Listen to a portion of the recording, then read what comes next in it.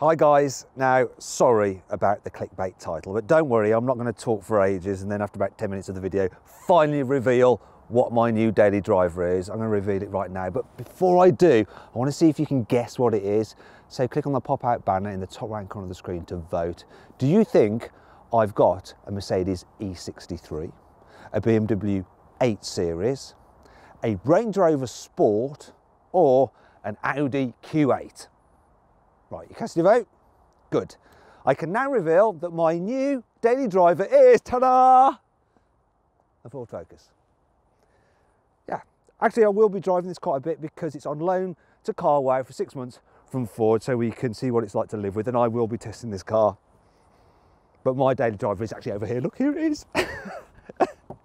It's a BMW 8 Series, an 840D to be precise. Now you'll know this already if you follow me on Instagram because I've revealed it already there. So if you want to see some behind the scenes stuff, then follow me on Instagram at Matt Watson Cars. Keep me up to date. Now a lot of you might be thinking, oh no Matt, why the heck have you got the diesel? It's going to be boring. That's not true. You see, this 3 litre straight 6 diesel engine has 320 horsepower. I'm going to show you how quick it is now. So I'm going to launch it. Got it in sports mode. I'm going to hold on the brake, give it some revs, and then release the brake. Oh my God! That actually spun up the rear wheels a bit. And that is 60 miles an hour dealt with in 5.1 seconds. Which is not too bad. I think without the wheel spin, I'd done even better. Let's try it again. Okay, let's have a second attempt then. I'm going to put the car into Sports Plus mode for extra dynamic settings. So let's see what happens. Will it help? Oh, little bit of traction issue, but not much. Got it. I shaved 0.1 of a second off it. It's 5 seconds. What I'm going to do now is just turn off the stability control. There we go, it's off. And I'm going to warm up my tyres to see if that helps me.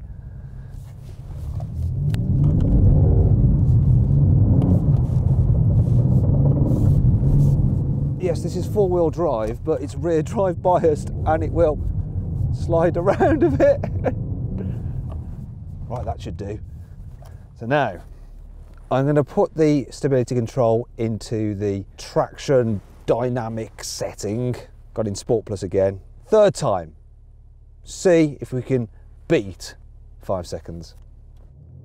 Well, that's a better launch. Here we go. What are you going to do? Oh, that made a difference. 0 to 60, 4.6 seconds. That is quick for a diesel. It is not boring, people. Okay, so I've proved to you that the diesel is quick, but you still all won't be won over by it because listen, yeah, it's still a rattly diesel. It'd be much better if this was a nice, beautiful sounding V8, wouldn't it? Well, there is some good news. You see, I'm going to keep this 840D for 3 months, see what it's like to live with, do various tests with it, do various videos for you guys, some drag races as well, and then I'm going to swap it for the M850i, the 4.4 litre twin turbo V8, which can do 0 to 60 in 3.7 seconds, so it will be quicker. So I'll try that car after 3 months and keep that for a further 3 months. So don't worry, I will be getting the petrol.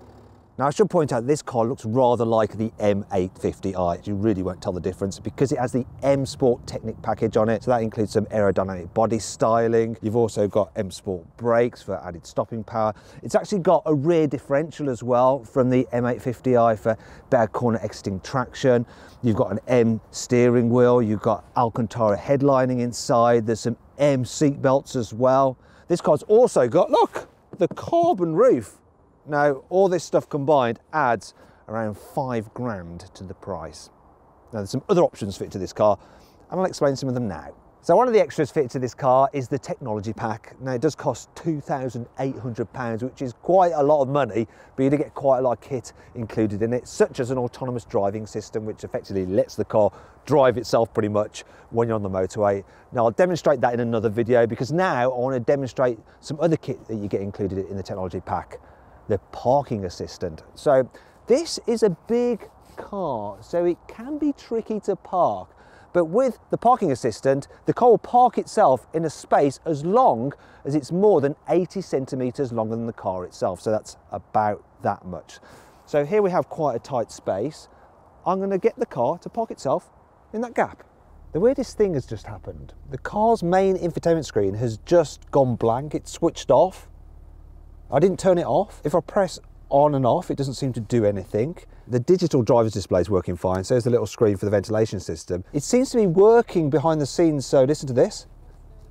Just kind of took it up to another level. The gesture control is working, so I can turn up the volume for the stereo. I can go through the different menus using this, but it's not showing anything. Wonder if the voice commands work. Hey BMW, turn main screen on. Control display switched on. No, it's not. It's not.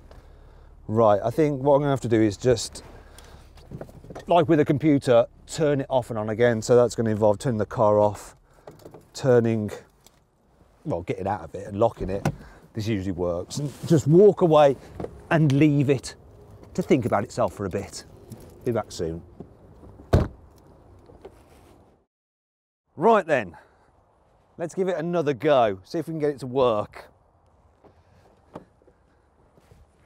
Aha, yes, success, the screen is back with us. So, I'm going to show you this parking assistant and do a little test with it.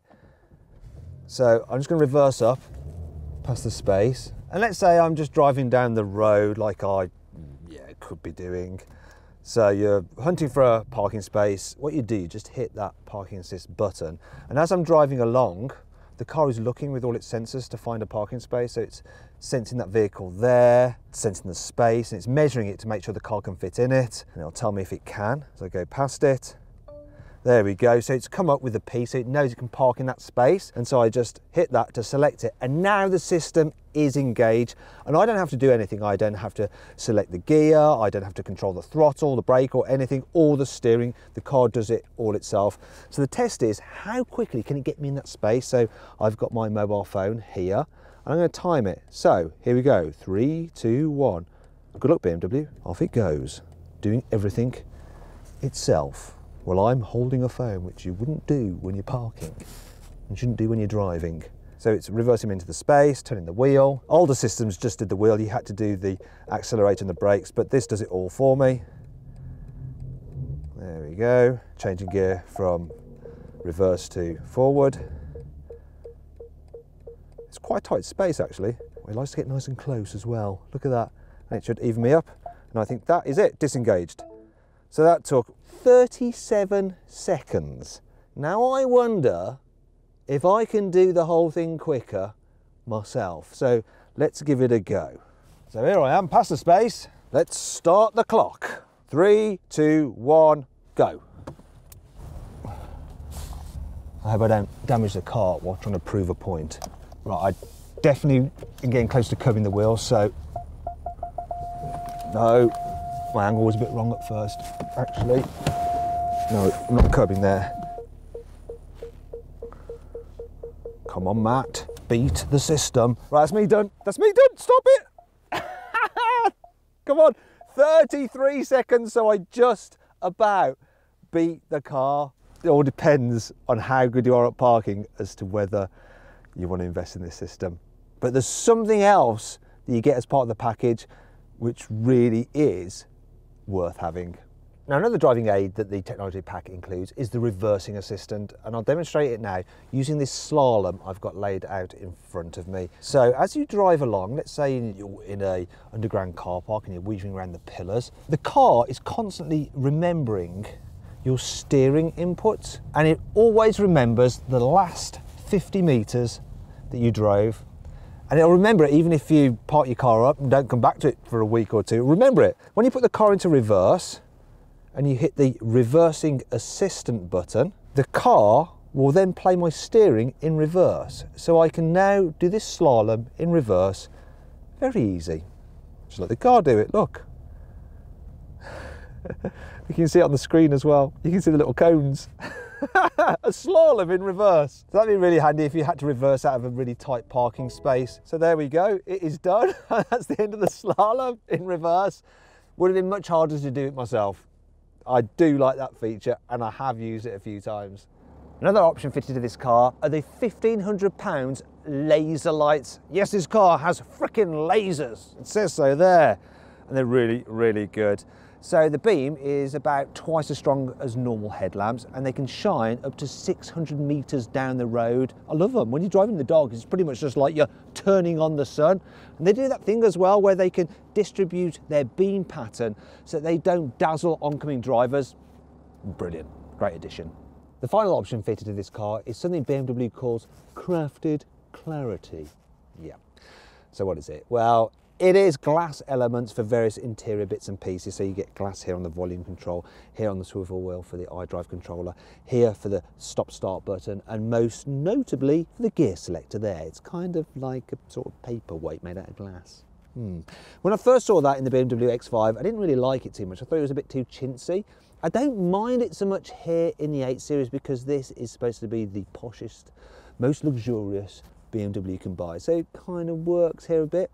However, all this stuff does cost £600, so yeah, I don't like it that much. Now I've explained all the options on this car, what I want you to do is see if you can guess the total cost of this car, so the list price plus the options. So we're going to play a game again, don't be killjoy, join in, come on, click on the pop-out banner in the top right-hand corner of the screen to guess. Did this car cost £69,000, £78,000, £86,000, or £94,000. You guessed? Yeah? You done it? Good. Right, I can now reveal that the total value of this car was £86,000.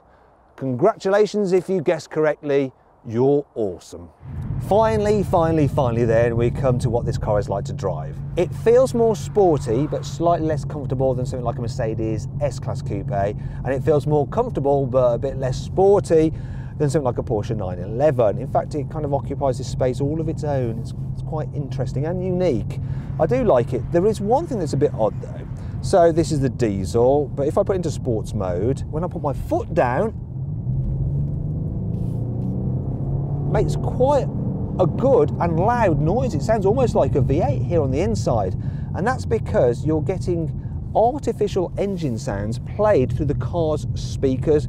So it sounds all right on the inside, but for the people on the outside, they get... Now, I don't actually like that kind of fakery. I'd rather they did sound cancelling and just deaden the diesel clatter. Other than that though, I do really like the car so far. And so far, I've been getting 33 miles per gallon, which is pretty blooming good. And I'll update you on the economy later in some other videos. In fact, why don't you tell me what videos you'd like me to do on this car?